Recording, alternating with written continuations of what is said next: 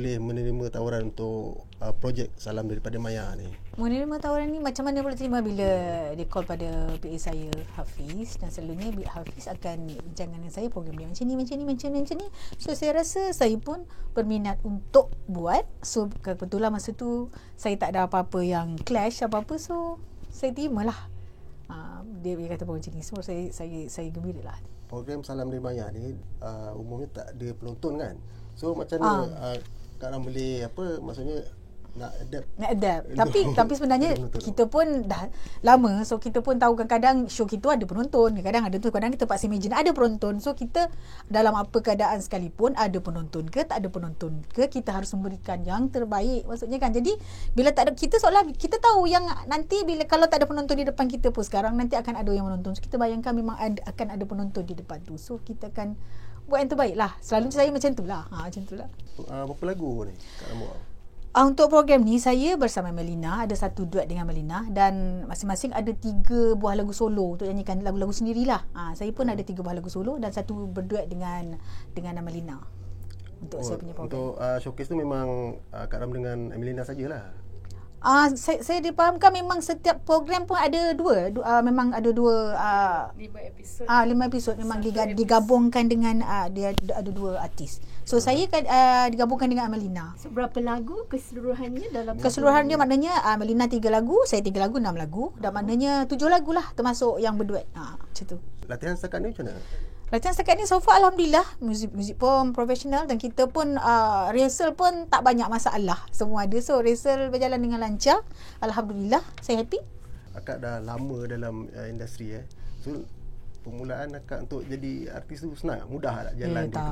Kalau kita banding dulu memanglah kita perubahan masa tu kata orang lain lah dulu dengan sekarang, amat berbeza. Bayangkanlah saya dulu masa awal-awal tu kan, saya tahun 85-86, sekarang dah 2022. So banyak benda yang baru-baru, so banyak memang susah lah. Lepas sekarang ni memang banyak tu senang lah, ada pada digital sebab asalnya masa digital platform kan, maksudnya senang nak bertengahkan diri, maksudnya ada bakat boleh masuk, ataupun senang-senang ada viral, boleh terus jadi popular. Masa zaman-zaman kita kena masuk pertandingan, kena ditapis sepas satu-satu, so sangat lain lah. Kalau kata nak menuju kepada kerjaan untuk menjadi seorang penyanyi, nak bergelar sebagai penyanyi itu bukan senang. Bukan setakat macam sekarang ni, kalau misalnya macam studio pun lain. Studio kan dah ada auto tune, kalau dulu kita tak ada. So kalau tak boleh nyanyi tu memang tak layaklah digelar penyanyi kan. Sekarang ni ada auto tune, kalau tak boleh nyanyi pun buat satu lagu pun tak nyanyi pun aku penyanyi. Macam tu. So sekarang dulu susah, bukan senang-senang nak bergelar penyanyi tu. Tapi dapat melahirkan seorang penyanyi yang berkualiti seperti Ramlan. Alhamdulillah, saya tengok alhamdulillah lah kalau itu yang ditukar kepada saya. Saya sangat bersyukur kalau itu bagi saya seorang yang bila digelar penyanyi tu adalah seorang yang boleh menyanyi, baru dia boleh digelar sebagai penyanyi. Tak boleh menyanyi tu bagi saya dah Tuhan ni kasih kita, kan tak semua orang tu ada bakat menyanyi tu. Dan kata orang yang bakat tu kalau akan sama kalau bakat yang sebenarnya dari lahir kan. Jadi saya rasa alhamdulillah lah. Tadi apa tu soalan, maksudnya melalui ialah masa maksudnya lain kan? Tapi saya rasa sebab dulu mungkin cara memilih untuk nyanyi itu lain, dah betul-betul ditapis, betul-betul ditahu. Sebab dulu tak adalah nak kata orang mesti memang vokal tu dititik beratkan, maksudnya memang betul-betul boleh menyanyi, vokal tu ditapis dan betul-betul seorang tu memang boleh menyanyi. So dia pilih daripada betul-betul pada suara dia. Maknanya yang lain tu tak, tapi rupa ke apa ke semua itu, sebab bagi saya macam rupa tu semua boleh kata orang sebab apa yang pentingnya adalah suara. Seorang penyanyi ni suara tu yang nombor 1 bagi saya. Dulu mungkin dititik beratkan pasal suara lah. Jadi kita dapat tengok lah macam kalau betul-betul orang tu popular sebagai penyanyi tu adalah kerana vokal dia. Sebab orang ni boleh jadi penyanyi kadang-kadang sebab suka diri dia, mungkin dia cantik, mungkin dia sebab benda tu semua tu takkan kekal. InsyaAllah kalau suara tu kalau memang betul-betul diminati kerana suara, InsyaAllah dia boleh bertahan lama, InsyaAllah. Tapi macam Kak Ram ni orang ingat pasal Kak Ram punya pasal muzik-muzik tu kan. Sebenarnya dalam kerjaya saya banyak benda yang orang cerita. Sebab dari awal saya masuk pertandingan ATM pun saya ada masalah pasal baju saya labuh, baju saya tak siap, tangguh saya, maknanya saya nak berjaya tu bukannya senang. Saya meniti daripada satu masalah dan lepas dah buat album pun saya tak terus boom terus, walaupun saya dah minta saya meniti banyak. Dan itu baju yang tak punya lampu adalah daripada salah satu yang orang ingat sejarah dalam perjalanan kejaya saya.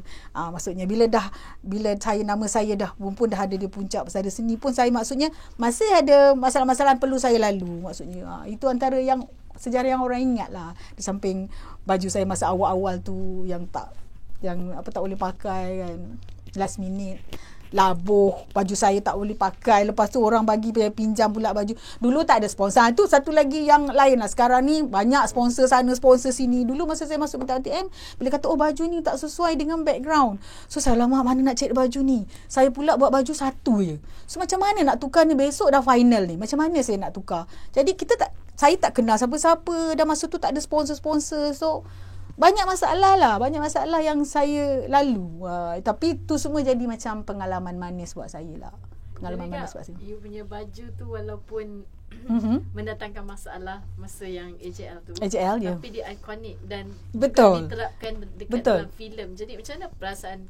Saya rasa tu satu benda yang bukan kita plan. Kadang-kadang sekarang ni kita pun tak tahu bila buat konten. Kita tak tahu benda tu betul ke tak. Tapi ini bukan konten-konten. Maksudnya benda tu terjadi sebab data memang itu ada ya Allah aturkan buat saya. Sebab benda tu kadang-kadang di samping masalah yang saya hadap, tapi ada hikmah lain. Maksudnya orang ingat sampai bila-bila. Kan baju tu salah tu benda yang orang ingat pada saya. Bila sebab masa tu sampai sekarang pun orang ingat. Jadi kata orang setiap macam orang katalah, setiap apa yang kita hadapi, setiap masa itu ada hikmah sebaliknya. Itu antara contoh lah bagi saya.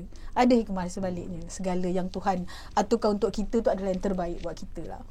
Okey, dalam banyak-banyak kenangan, macam Ramla tadi sebutkan ada banyak kenangan macam-macam masalah, tapi kenangan manis yang paling tak dapat nak dilupakan dalam segala masalah yang ada.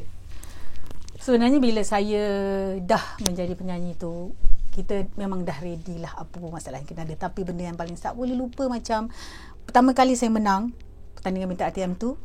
Dan bila saya buat album Kau Kunci Cintaku Dalam Hatimu yang selepas, maksudnya bila saya buat album pertama pun saya tak begitu berjaya sangat, walaupun saya macam seberjayanya, maksudnya yang dicapai dalam album Kau Kunci Cintaku selepas banyak yang saya tempuh. Dan bila Kau Kunci Cintaku dilahirkan, saya album tu dilahirkan, saya berada di puncak kejayaan saya. Dan pada masa tu segala kejayaan saya kecapi. Saya diberi sebagai penyanyi popular untuk 2 tahun, dan saya menang untuk persembahan terbaik dan segala. Dan yang paling manis adalah sebab saya berjaya menjadi artis solo pertama yang berjaya menjual album sebanyak lebih daripada RM300,000, 500,000 unit.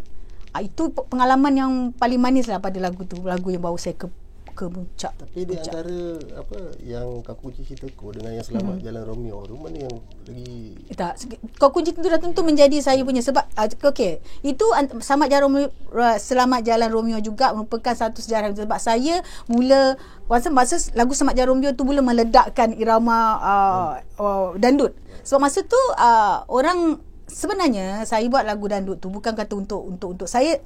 Lagu dandut adalah antara lagu yang saya suka, irama yang saya suka, di samping pop tradisional, di samping saya dulu saya suka semua lagu nyanyi. Jadi maknanya saya nak buat nak membuktikan dengan orang masa, walaupun saya dapat banyak teguran, banyak macam halangan, macam orang yang kata janganlah buat lagu ni, sebab orang menganggap dandut ni adalah muzik bawahan. Jadi saya kata muzik ni tak ada yang bawahan ke rendah ke apa, semua dia sama je dengan muzik ni, sebab ramai orang yang suka. So saya nak buktikan tu, saya buat Selamat Jalan Romeo untuk membuktikan yang lagu ni pun banyak penggemarnya, banyak peminat lagu dandut. Dan alhamdulillah, saya sebenarnya bukannya nak menjadi penyanyi dandut, sebab bagi saya bukan mengejar untuk menjadi ratu dandut ke apa ke semua untuk buat, walaupun saya yang mula buat lagu dandut. Barulah selepas itu, masa tu recording company pun tak berani nak keluarkan album dandut sebab takut tak boleh jual. So bila album dandut, bila Selamat Jalan Romeo boom, dan Ramla juga yang ucap terima kasih pada Kak Ramla, sebab saya bersyukur. Saya sekurangnya saya maksudnya bukan saya masih kira saya membuka pintu rezeki untuk orang-orang yang macam dandut ni bila dandut meledak. So lepas tu lah banyak penyanyi baru yang lain, barulah recording company lain berani untuk buat lagu-lagu dandut berani nak buat sebab tahu boleh jual. So sebelum ni tak berani sebab tapi alhamdulillah lah. Bagi saya apa yang saya impikan untuk buat album Selamat Jalan Romeo tu, maknanya saya itu antara satu yang menjadi sejarah saya menjadi fenomena untuk lagu Selamat Jalan Romeo tu bila meletup. Sebab sebelum tu ada, bukan tak ada, macam Kak Zalia Hamid, siapa lagi yang saya tahu yang memang menyanyi lagu dandut. Tapi masa tu diorang awal pada saya duduk kecil-kecil saya dah tengok. Tapi masa tu dandut agak belum meledak lagi. Dandut memang dah ada. Tapi bila keluar Selamat Jalan Romeo, dia menjadi fenomena. Dan lepas itulah macam cendawan tumbuh album dandut semua. So alhamdulillah lah. Bagi saya apa yang saya target untuk album dandut saya itu berjaya, dan itu menjadi salah satu benda yang memang saya kejayaan dalam kerjaya saya.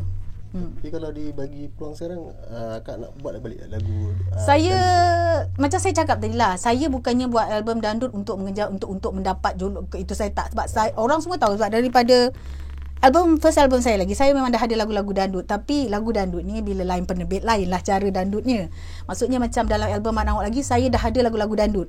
Macam saya cakap tadi, lagu dandut menjadi salah satu irama yang saya suka.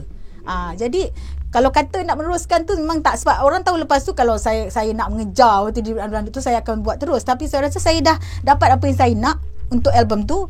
So saya tak buat pun, saya tak apa bagi saya. Dan saya ingin nak buat, lepas tu saya buat lagu pop tradisional, saya nak buat untuk kepuasan diri saya, hati saya. Bukan maksudnya untuk atas siapa-siapa, desakkan siapa-siapa. Walaupun macam tu saya mendapat tentangan, orang kata saya buat lagu dandut, saya menjatuhkan maruah saya. Maksud saya tak faham kenapa kata saya menjatuhkan maruah.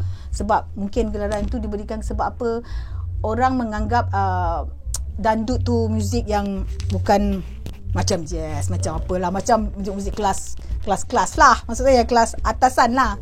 Itu anggapan dia orang lah. Bagi saya orang boleh menganggap apa saja, tapi bagi saya seni tu indah. Seni tu semua lagu pun ada keindahan, keunikannya. Sebab kita mungkin tak berkenal dengan lagu dandut, tapi bila kita kaji tentang dandut ni, dia pelbagai irama, dia banyak sentuhan-sentuhan. Kalau kita kaji dengan mendalam, dia sangat unik, dia sangat indah. Itu bagi orang yang menerima bagaimana penerimaan lah. Sebab kita tak boleh memaksa orang untuk suka satu benda yang orang tak suka. Tapi bagi saya, apa yang saya boleh cakap, saya bersyukur sebab apa yang saya target, apa yang saya berjaya, alhamdulillah. So macam sekarang ada keluar single baru ke? Saya sentiasa keluar single baru. Saya terbaru yang sebab kena ada lagu Masa Cinta yang saya nyanyi untuk program ni, untuk Salam dari Maya ni. Aku Ubati Nyagi yang dicipta oleh Ajay. So itu antara single-single baru saya akan sentiasa buat single-single baru. Tak kira lah, sebab macam orang kata tak apa, macam lagu itu saya tak kisah sama ada lagu tu boleh pergi, boleh hits ke tidak. Itu bonus bagi saya kalau hits. Tapi bagi saya buat untuk peminat-peminat saya yang selama ni menyokong saya. Daripada sekarang saya dah dekat 37 tahun di industri ni, dan peminat-peminat saya masih lagi memberi sokongan padu. Dan saya rasa apa yang diberikan berikan pada saya nak menghargai balik. Apa benda yang saya amat hargai, apa yang diorang buat kat saya. Apa salahnya saya tak nak diam, saya akan keluarkan setiap single, dan ada yang memang suruh saya keluarkan single supaya orang tahu yang saya sentiasa keluarkan single terbaru, dan untuk buah tangan peminat-peminat saya sentiasa setia dengan saya. Apa yang Ramlah lakukan untuk bersaing dengan artis baru untuk kekal relevan? Bagi saya dalam masalah tak ada timbul masalah bersaing. Bagi saya kalau kita buat apa yang kita rasa macam saya saingan tu, saya cuma fikir satu dalam diri, rezeki itu daripada Allah. Dan setiap orang ada keistimewaan dia tersendiri. Maksudnya kerja kita kena buat dengan kata orang, setiap kerja pun kita lakukan kita kena ikhlas. Rezeki itu pada Allah. Apa pun perjalanan hidup kita tak boleh menyangka apa yang akan berlaku depan. Kita tak boleh cepat mengaku kalah. Maksudnya saya tak pernah rasa saya akan bersaing dengan yang lain ke apa. Saya just buat apa yang saya rasa saya boleh puaskan peminat saya. Dan apa saya kalau kata tanya apa yang saya perlu buat untuk kita perlu peka pada muzik terkini, dan maksudnya kita tak boleh duduk dekat tahap lama kita macam okey dah puas hati dalam keadaan itu aja. Maksudnya kita kena peka juga dengan perkembangan muzik baru tu. Macam saya sebab tu saya kadang dalam kelompok saya tu, dalam saya punya Ramlah group tu ada lebih muda daripada saya. Sebab tu lahirlah lagu Sesaat Kau Datang. Itu semua adalah saya mengambil kira juga dengan pandangan ataupun macam idea-idea yang diorang ni sampaikan untuk saya. So macam Kak try nyanyi lagu ni, Kak try nyanyi. Walaupun kadang-kadang saya tak fikir okey ke kau suruh Kak nyanyi lagu ni kan. So saya menerima segala cadangan. Saya amat terbuka. Dan masa itu benda-benda yang saya rasa saya kena tahu juga. So kita kena macam juga, kita kena tahu juga yang orang suka. Maksudnya tak adalah kita fikir untuk diri kita saja. Kena timbang-timbangkan lah. So untuk kita tak tinggalkan apa yang ada dekat kita, tapi kita cuba masukkan elemen-elemen baru yang kita rasa boleh kita serapkan, yang boleh kita sesuaikan dengan keadaan semasa. Macam tu. Ada tak nak join pertandingan-pertandingan macam reality show macam saya rasa untuk buat masa ni saya tak ada masa nak join dulu, sebab rasa macam bukanlah saya rasa sebab saya rasa saya nak bagi komitmen untuk bila saya nak buat sesuatu kerja, apa kerja saya pun kita kena bagi 100% komitmen. Dan maksudnya kalau nak benda-benda tu semua pun kita bagi 100%. So kalau kita bagi 50-50, kita rasa macam tak adil bagi orang dan tak adil juga bagi diri kita nak buat benda tu semua kan. So saya rasa buat masa ni saya nak enjoy apa yang ada dekat saya, dan saya nak dengar peminat-peminat saya belum lagi lah terfikir. Saya tak berani cakap saya tak akan masuk, itu tak nak terlepas dari mulut saya. Sebab hati manusia tu kita tak tahu, sebab kita tak tahu.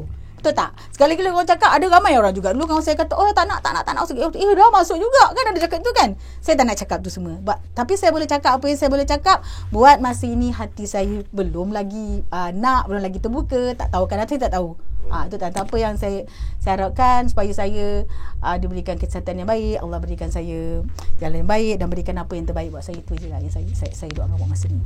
Saya berdoa buat masa ni. Dari segi kehidupan pribadi macam mana? Kehidupan pribadi saya alhamdulillah. Keluarga. Alhamdulillah. Saya dengan keluarga semua happy, tak ada apa yang saya rasa cacat celanya dengan, walaupun orang kata saya tahulah soalan tu macam akak seorang sekarang.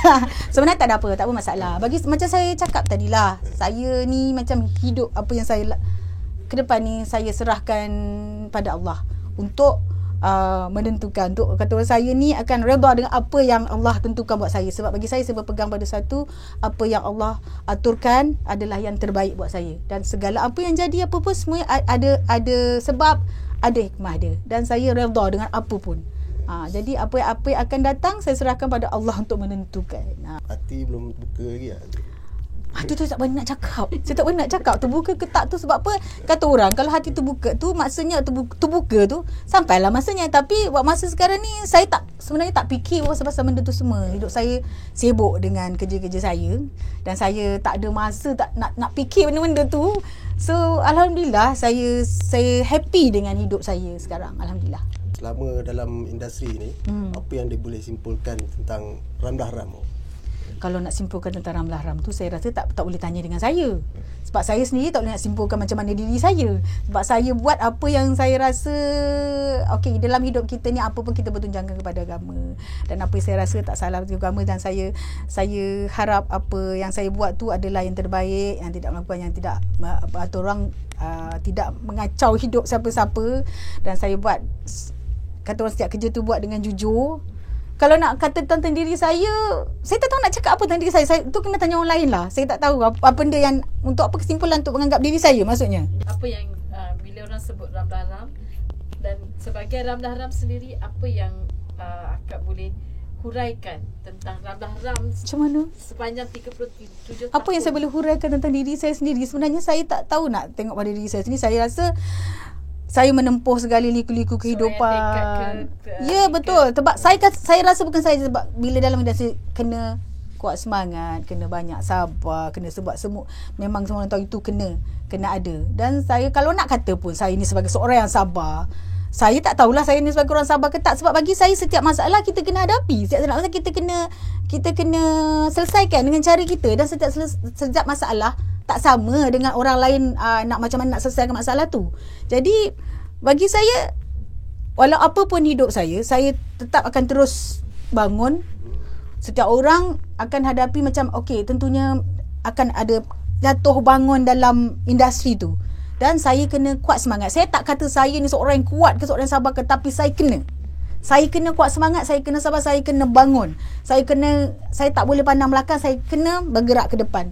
Itu bagi saya yang paling utama bagi saya. Dan saya tak perlu hiraukan apa yang orang lain cakap. Bagi saya, Allah tahu apa yang saya buat, dan saya tahu kita tahu apa yang kita buat tu adalah perkara yang betul.